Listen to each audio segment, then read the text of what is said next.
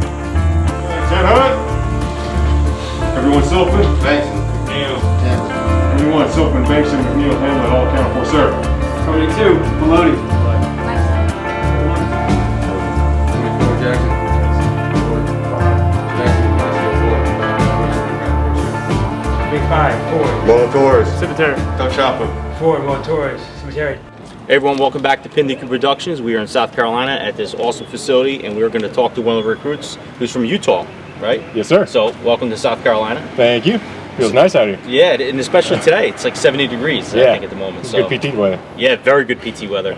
So, first and foremost, tell me who you are. My name's Brandon Silkman. Like I said, came here from Utah. I've been really wanting to get into the fire service for a long time. I was putting out some applications out there. Put some applications out here. It's about the only other place we were really willing to move to, and Summerville took me up, asked me to move down, and they gave me my start here. What's the process been so far for you? Explain it to me. It's been good. You know, we came in first day and we got assigned certain roles.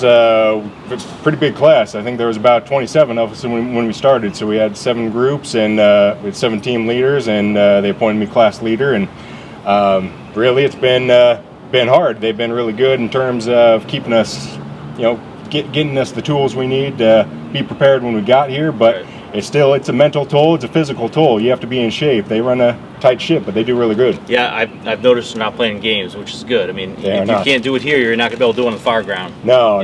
So it's important. They still keep it relaxed, though. I mean, obviously we have a pretty tight structure on stuff, but the chiefs, the captains, everyone out here, they do a great job in terms of kind of knowing that they want you to be pushed, but know that you know that they care about you, and they want you to succeed here. It's evident in everything I've seen this morning. What's it like to lead your other recruits?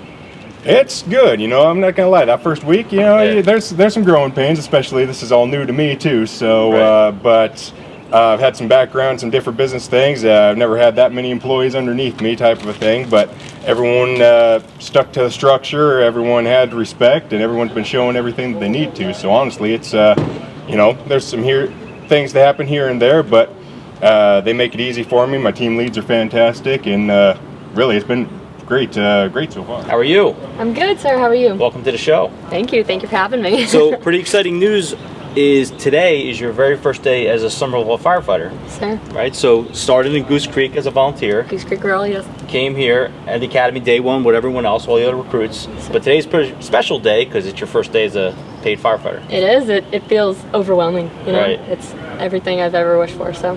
Tell me what that was like when they told you, hey, by the way, we're going to hire you full time. Well, so as you kind of said, I came in with Goose Creek Rural, came in as a volunteer. Didn't really know what I was getting myself into Right. as being a volunteer, not being with any team yet. And Chief Tennyson and Chief Melcher kind of took me under their wing, and a week and a half in, they offered me a job, and That's great. it's been going up ever since. Which means that you obviously were showing them along the way that you had drive and enthusiasm, and this is what you really wanted to do, and that was evident in getting a full-time job. I mean, that's fantastic. Yeah. One of the things I saw this morning is that everyone's working so well together, and not only that, people are pushing each other along the way, which is really good to see. Yeah, and it's awesome too, because a lot of us didn't know each other coming in, and you can even see, I mean, we're going on week 4 now, and the bond with everyone has just been immaculate. Right, that's great. Yeah. What's been the best part for you so far? So this whole journey has been in itself a journey. Right. I moved down from Boston Okay. to do this. I got in contact with Goose Creek Rural. They said they would kind of take me as a volunteer. They'd put me through the whole Summerville Fire Recruit, and it's been a long process Right. with a lot of training, a lot of hours worked, but everything has been so worth it. And it's paying off. It's so far so good. Yeah. So tell me a little bit about being a first female firefighter in your family. What's that like for you? Yes, sir. So it's always kind of been something that I've had my eye on, but never really had the guts to do it as a female, being in a male-predominant world. I have a lot of aunts and uncles, actually, who are either the aunts being with a firefighter or my uncles who are firefighters, and they've talked me up ever since. They said, Great. you know, you can do this if you put your mind to it. Absolutely. And that's what I'm trying to do. And I know some like sensational female firefighters. Through my journey with this show, I've met some awesome people. Yes, sir. So good for you. Thank I'm you. happy Thank you. to I see you do appreciate it. even more with the fire department. Congratulations on your first day. Thank you. I appreciate it. All right, there you have it.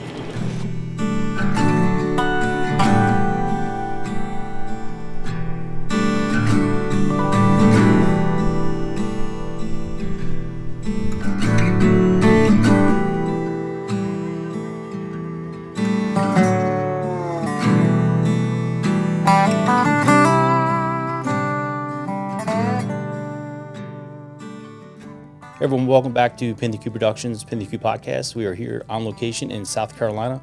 Much better weather from New Jersey when we left. It was 41 degrees, so I'm very happy to be here. I'm here at the Summerville Fire Department Training Center. And Chief, why don't you introduce yourself? Yeah, I'm Chris Tennyson, Battalion Chief of Training here at Summerville Fire Rescue in beautiful Summerville, South Carolina. Yeah. Amazing, great place, beautiful.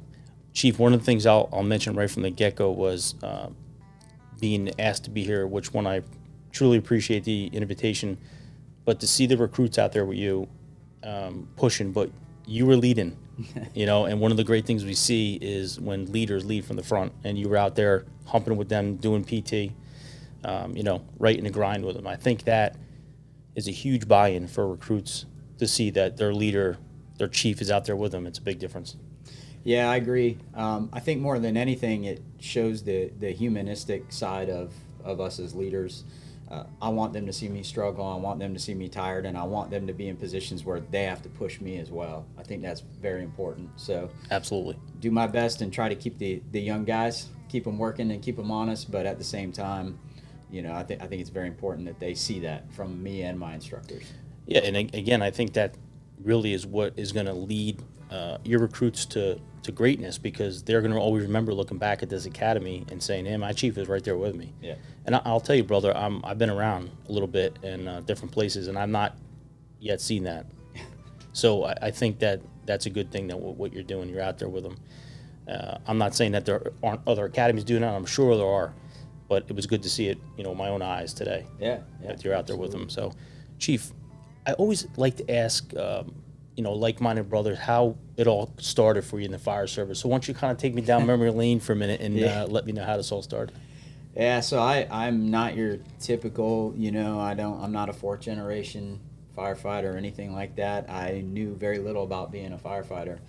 I actually started off going to school to be a history professor. I love history, especially military history and things like that.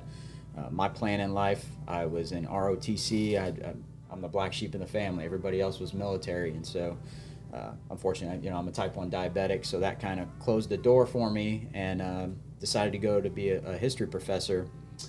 In that time, I realized, I'm like, man, I really want to do some physical thing. I want to do something. I just don't know what to do. And my college advisor was a volunteer fire chief back home, and he said, I'll tell you what, sit in on a couple fire classes, see what you think. We don't want you to overcommit in your major and have to backtrack, and just take a look. And so I sat in this firefighter class, and these guys were doing rapid dress drills with the old 2.2s and all this, and and I was like, man, that's pretty cool. And I got to put the gear on, and play around a little bit. And I said, I tell you what, it was like a light switch. It just clicked, and I said, I want to try it. So I went to college, started off doing a double major as a firefighter paramedic, because up north, that's kind of the market, up there is, you got to be a medic. And never took my national registry for paramedic. I graduated with an associate's in fire administration and technology from Northland Community College, a little tech school. Cool. And man, I hit the ground running since. I've loved every second of it. What was your first department?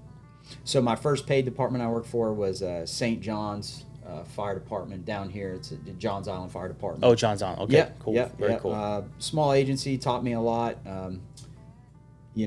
I felt the same heat when I first moved down here. I'm originally from Grand Forks, North Dakota, so there was situations where my captain would tell me, look, I love you, but if you don't acclimate, you got to find another career, because I kept falling out during these drills. It was July, 120 degrees, with humidity. So so I was the crazy guy running up and down Maybank and Maine in turnout gear, running in the dead of summer on my days off, trying to acclimate myself and get to where I could be an asset, not a liability. Absolutely.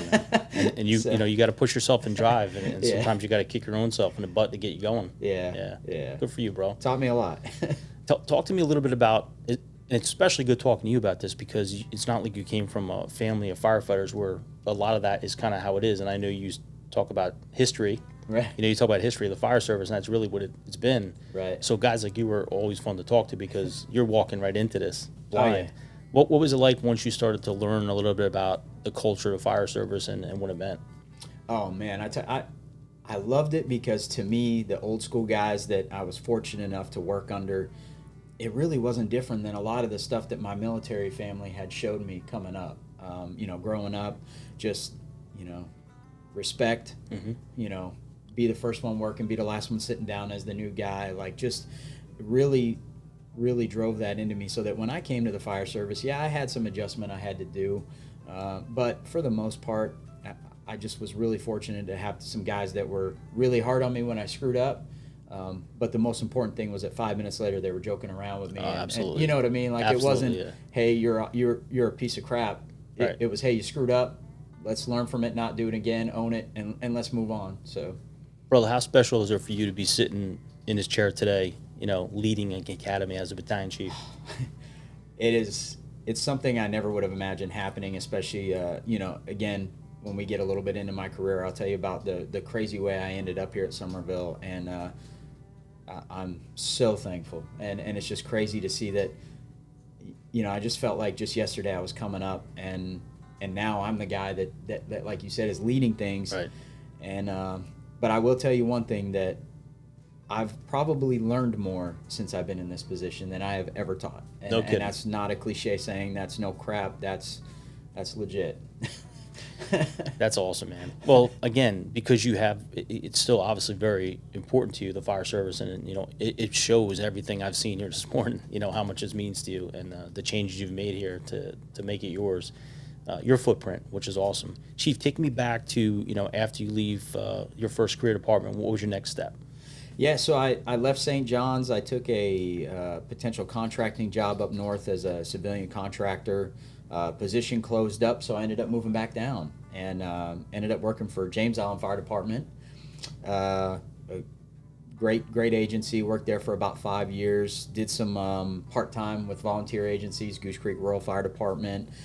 So at one point in time, this particular time in my career, I was working 24s at James Island, 24s at St. Andrews Fire Department, and then I was working 12s at Goose Creek on my third day off. I was ate up with it. Yeah, you're grinding, man. I mean, a lot of that had to do with the fact that I was a single bartender and paying child support for a lot of kids. But it happens. Yeah. So I did some smaller agencies. Worked a lot, got a lot of great experience, a lot of good stuff, and then got an opportunity to contract overseas with Wackenhut. Oh, cool. So I went to Iraq.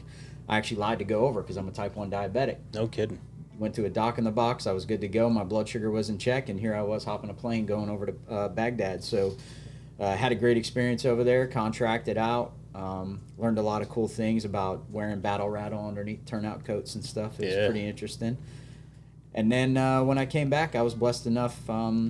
I went back to do the James Island thing, and of course you guys know the Sofa Superstore happened. Right. I wasn't working with Charleston yet when that happened, but I worked for James Island, the neighboring agency, and then of course I was still hanging out with the St. Andrews guys, so was on the fire that night, and then shortly after that, I was the second recruit class after the fire. I made my way into Charleston. Wow. Talk to me a little bit about that experience you had at that fire. It was pretty crazy. My part was a very small part in the whole grand scheme of things.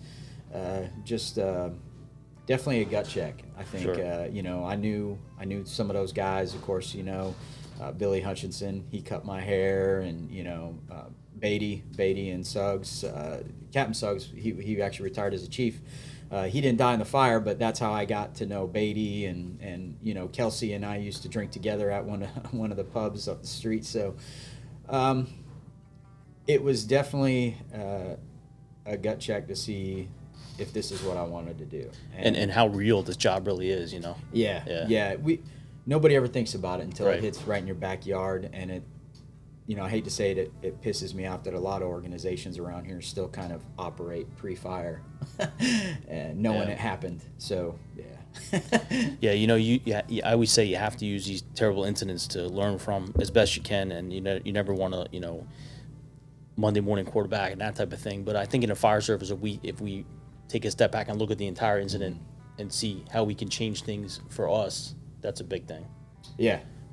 And that's my whole aspect on the fire service. I thought I was a good firefighter before that fire, and then it was a good reality check for me to say, look, if this is never going to happen again, thinking I'm good enough isn't going to cut it. Right. I have to be the part of the change and to make things better so that never happens again, and that our friends, and our brothers, again, don't die in vain, because that's the worst thing that can happen. So 100% agree. Yeah, we can't die in vain. Otherwise, what was the point? Yeah. It's crazy. So, brother, talk to me more about your next steps after that, because it's cool to see your progression. You're going overseas. You started as a volunteer department, so it's really cool to see it all working out. Yeah, so I ended up going to Charleston. I went through a 2-week academy. We were one of the first groups hired that were already certified. Okay. So already we kind of had a bad rep coming in. Right. Had, for lack of a better term, had some D-bags come out of our class that really didn't help things. Right. But the cool part was very early on, after the fire, Charleston was still going through a ton of changes. I'm sure. And so it was great to be a part of the change. And they were actually relying on some of us guys fairly early on in our career to help make that change for a lot of the guys. And so it was interesting, because here I was, sometimes helping out a guy that had to get, fire 1 and 2, fire officer that had been on the job years, that could show me so many things on a fire scene. Right. They've done more than I'll ever forget, it's just crazy stuff. So, but it was cool, the attitude that it was approached with, Do you think that fire changed the way that they did their training? Absolutely. That fire changed everything about Charleston. And I'll be the first to say, everything about Charleston before that, it was not bad. These guys were firefighters. They were hard-nosed dudes. They were great jam-up individuals. And that didn't change after the fact. Absolutely. Yeah. Well, what was it like to be part of that change in process? It must have been interesting for you because you already had firefighting experience. So Right. talk to me about that. It was interesting because I was caught in a situation where here I am trying to learn how to be an old school dude at Right. Charleston, one of the most historic fire departments ever. And of course, I was blessed enough. I went straight to number 8 downtown on that's King and great. Hugie Street, Yeah, the ghost yeah. house. So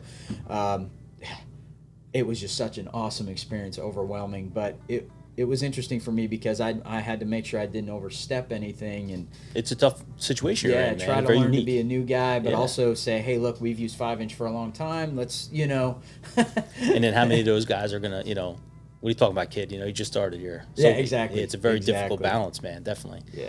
Talk to me about your first experience in Charleston at the kitchen table, man. Tell me what that was like for you. So a lot of things were in place. Obviously, you always had the battle, right? So when I come up as a tailboard, they always told us, like, especially in the academy, look, you're the last one to sit down to eat. Officer doesn't do their dishes, and everything. And then I come on the job and I had this acting captain, McClary, old school dude from Barnwell, and we're sitting down to eat and I'm waiting. He says, "No, man, go first." So we have the battle and the Right. banter back and forth, and finally it comes down to, look, it's an order. Go get some food. Sit Each down. house is different, bro. Oh man, it's Yeah. different. So I was just trying not to break rules, and then of course, sit down. And the thing I remember, and he probably won't even recall this, is in my first meal, I sit down and I get up and I try to go grab everyone's dishes, and he's like, "No, you still hungry? You want a second?" I'm like, No, I'm good. Okay, And then he actually took my plate. Wow. And he washed it and threw me off because I was like, "Shit, I'm doing something wrong. I'm gonna get hammered for this." Bro, you realize what just happened, though. I mean, it's funny when you tell me that because you're literally doing that right now, man. You're out in the parking lot, but when you told me that, it instantly brought me back to outside. You're with the recruits, you're face forward, you're out there doing burpees, man. You're spinning tires. So it's cool that you're paying back. Yeah, and that's like I said, I was very blessed to have the leaders I had underneath. Just taught me a lot. Absolutely, and even yeah. even the ones that we won't talk about that weren't great leaders, they taught me a lot too. Right. Well, sometimes bad leaders tell you how not to be bad leaders. Yeah. So we have that too. It's a good dynamic. So talk to me a little bit about Charleston. What was that like for you? That must have been awesome. Oh man, it was great. Best times of my on the floor fire experience. I Right. mean, number 8 was a busy house. We single engine company. We were right in the mix of everything, all kind of walks of life, and just fires. We were on every fire downtown. It was great. It was a wonderful experience. And then as I promoted through the ranks, I went to number 9, which is right up the street, still downtown, at King and Harriet, and that was right in a time where we were transitioning into this dynamic of fire departments working together. Right. Okay. Yeah. So Yeah. we started responding with North Charleston on automatic aid and everything. So the crazy part is I left 8 and I was mad. I was like, great, there goes, no more fires, no more this. And number 9 is right at the where downtown and the neck of North Charleston meets. Oh wow. So when all this came into formation, we started playing nice with each other. Well, 9 was hitting all the fires in the neck of North Charleston. So Right. we were actually probably one of the busier engine companies downtown again. So I loved it. I was like, oh man, Yeah. this is awesome. So here you think it's going to be a bad thing. It turns out to be a good thing. yeah. So what was it like training with North Charleston? I mean, were you guys training together, or were you guys just doing? Yeah, it was good. It fires? was good. Like most things, I think a lot of the issues actually came from, the brass, not so much from the guys on the floor. It was transitional periods. We had guys going to structure fires and not laying in, doing different things that were in our policy. But overall, man, even the speed bumps and everything, it's such a great system. Yeah. It works, and it's better for the community and for the public that we serve, that we do it. What was your best memory, Charleston? If you had to pick one. So I would honestly say my best memory was the day that I made captain. The crews I had coming up were great, but I took it very serious, and the traditions of coming up through the ranks and making captain at Charleston Fire Department. Yeah. That was Amazing yeah. content. It's awesome. Yeah, that was something that meant so much to me. Sure. And it was truly a great experience. That's awesome. Now, during this time, were you married? No. My wife that I'm with now, we had off and on. We dated off and on. We were that couple until we just got our head out of our behinds and finally got married. But so she had been with me since I was a tailboard at 8, Cool. kind of off and on. Right, and right. then I think when I made captain, we were already married when I made captain. Bro, this job is super difficult for relationships. I'm sure you tell all these recruits out here, man. They mess up relationships pretty well. Oh yeah, in the fire service. Oh yeah. We're good at that. We're good at putting out fires and getting divorced and making bad decisions. But yeah, it's a good job, man. She stuck with me through the pulling the 96s plus, Yeah, and so a lot of hours, now man. she's mad if I'm not home by 5 p.m. So Well, things are different for you now, Yeah, man. You're a exactly. boss. It's moving on up. So, Chief, talk to me a little bit about how this opportunity came about at Summerville Fire Department. yeah, so I some good and bad came of me making captain. My last position. I was the recruit school coordinator for Charleston Fire. My recruits graduated. I was brought on as an outside assessor for Hilton Head Fire Rescue That's cool. to do a senior fireman promotional process. So I go there, and let's just say I've battled with alcohol in the past, and a mixture of alcohol and low blood sugar got the best of me. Never got a DUI or anything, but just the fact that Hilton Head Fire Department had to get called to the hotel room, and it escalated from there. And not to go into extreme detail, but just to make it clear, I didn't go to jail or anything like that. But there was a new chief under our regime at Charleston Fire, and so when I got in trouble, it was basically down to the fact that I put Charleston Fire Department, I represented them badly, and which is absolutely true. I did. So I was put on admin leave due to that situation. Came back, and from there I had my exit interview and everything, and basically was told, look, you can resign or be fired, but we're not letting you come back.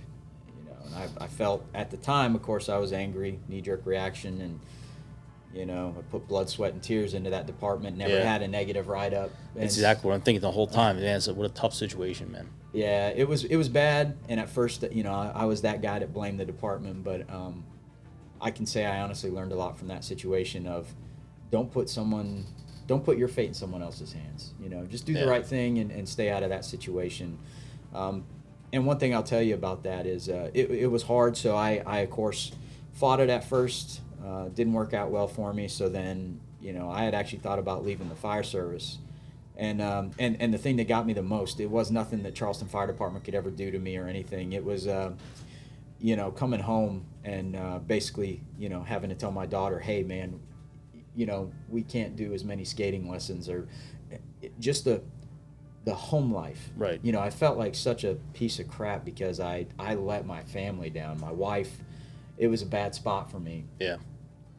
Very difficult, man. And for you to listen, I give you a ton of respect to be able to tell the story, and this certainly was not part of my platform at all for but it impresses me that you're talking about this because people need to hear these stories, bro. Our brothers and sisters need to hear these stories and realize that sometimes the end all isn't the be all. Right. And that you can dust yourself off from the ashes and pick yourself up and make something of yourself like yourself. I mean, you're a shining example of, being able to get back on your feet, bro. Yeah, it like I said, hit some bad spots, did some smaller agencies, took a lieutenant job at a neighboring department. Like I said, I was thinking about walking away from the fire service altogether. And What a mistake that would have been, huh, bro? Looking back at it now, Oh, man, I probably would have been divorced. My wife would have been going crazy. Yeah, you'd have been miserable not doing this job, man. Yeah. So she helped me out a lot, supported me through everything as hard as that was, and she was very confident. She's like, "You'll be back." And so the funny thing is, the other agency I was at, I wanted to get out. The agency wasn't going in a direction I thought it should. So I called up the head chief here. Actually worked with me downtown Charleston, and the ops chief at the time worked with me downtown Charleston as well. Now, were these guys you ride backwards with? So me and the ops chief he was a captain when I was coming up through the ranks as a driver, engineer, and all that. Gotcha. And we were captains together at the same battalion. He made battalion chief and then left Charleston, retired out. Same thing with the head fire chief. He was a captain when I came on the job, but he was on a different shift, but we had several times together, so. Yeah, cool. It was kind of neat. I already had that relationship. So I call him up and I said, hey, look, I'll come over as a tailboard. Just let me know. I'll go through academy. Let me know what I got to do. And they said, well, stand by. Come to find out that there was a training chief position opening up at Summerville, and they said, look, why don't you put in for it? So I did an interview process, did everything. Very hard decisions to make. The candidates that I knew of, because half of the candidates taught me on what to do. So Yeah. I knew the candidates I was up against, and Chief Waring decided to select me, thankfully, and I asked him at one point. I said, "Hey, what was it?" Because I said, I know a lot of these guys are way better on paper than me, right, and right. they taught me a lot. And he said it best. He's like, it's not always about the most qualified individual. It's about the perfect fit for Summerville. And he's like, I think you're what we want. And he did tell me, he's like, I trust you. I trust that you're not going to make the same mistake twice. Don't make me look bad. Right. So. Yeah, when people put their neck out for you, you always got to do the right thing, bro. Yeah. That's good. So you actually came here as a chief then? I did. I came wow. from the outside as a battalion chief, and that was interesting. Talk to me a little bit about that, because now, are you taking a step back from firefighting to do this, or are you still in the mix? No, I'm expected to still, run calls at night after hours. I have a take-home vehicle, and be there on the scenes as a presence, whether it's, as a safety or an interior ops chief or, Oh, good. So you're still getting your feet there. Oh, yeah, That's good. Yeah. I can still absolutely do that.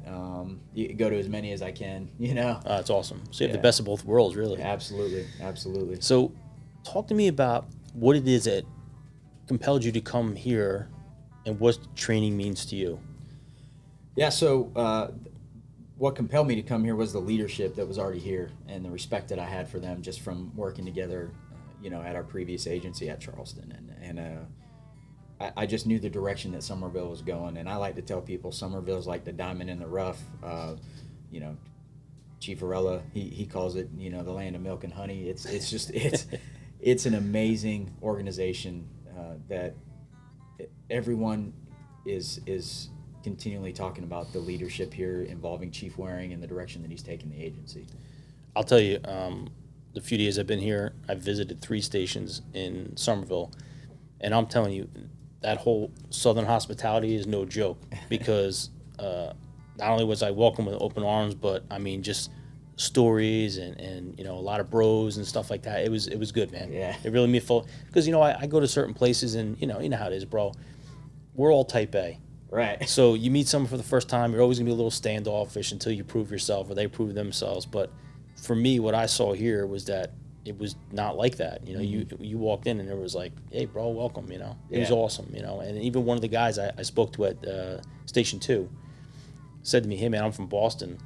And I'm transplant too, and this is just so awesome to see guys, talking to each other, and he was more than excited to show me the new tiller. Oh yeah, our new bendy truck. Yeah. That thing is a beautiful piece, but it was cool, to get to be able to talk to brothers here. It was great.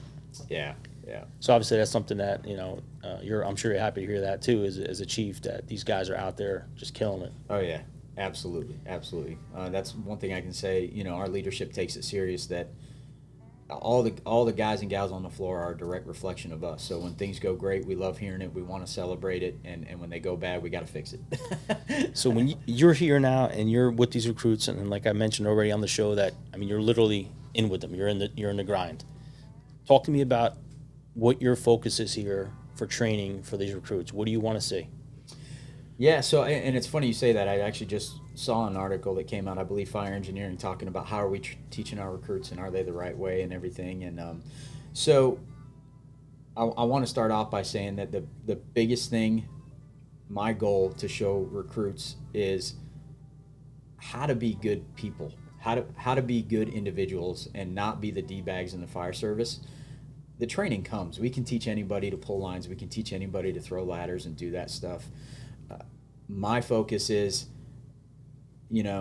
showing mistakes, owning up to it, showing them that we, even guys on the floor and leadership, screws up. As we try to fix it. everything else is secondary. You know, to me, Absolutely. my focus is making sure that they're good individuals. Yeah. Well, honestly, bro, that's like 90% of it. Yeah. You know what I mean? We could teach, like you said, you said it best. You could teach them anything, you know, but if they're not out there representing Summerville Fire Department Right. like you want them to, and I always tell people, you know, it's almost like that patch is a tattoo now because you represent the fire department. Even if you're off, it Right. just doesn't make a difference what's happening. And you spoke of that on a personal level, Right. how important that is. So I think you being in a position you're in that you can give your own personal story to these recruits, I think really will make an impact on them. Yeah, that was key to me is again adding that humanistic side to it. Like, look, this isn't coming from a place of lecture. This isn't coming from a place of being better than you. Or And you're I'm not an reading it from a officer. book, man. This is life. No, I tell every recruit class my story. I tell them everything I can, just to try to help them along the way. Absolutely. This job is really easy, and too often I see guys make it a lot harder than it has to be.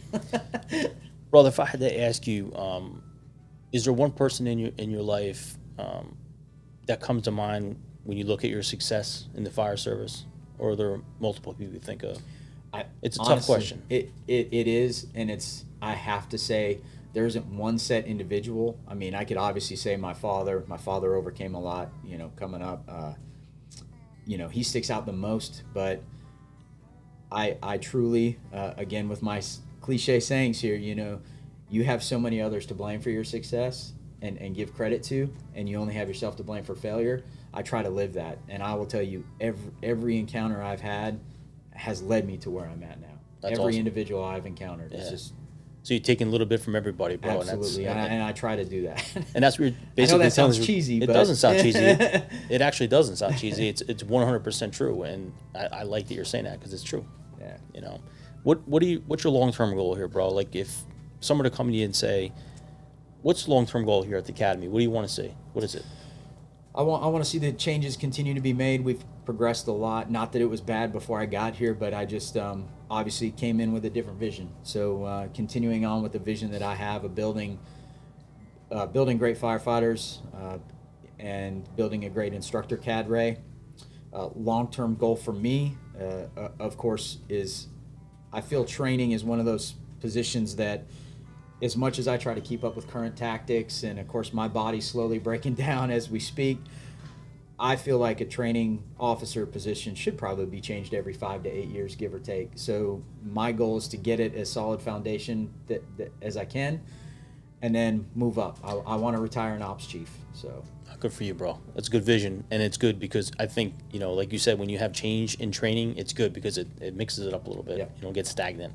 right. Because it's just human nature, man. If you're doing the same thing over and over again, you're gonna burn out. Yeah. You know, yeah. so it's good. I'll hit that plateau point where I've taken the agency as far as I can go, and then it'll be time to get a fresh individual in here because I mean I'll tell you, I didn't realize until I took the position, you know, training gets worked. Oh, absolutely.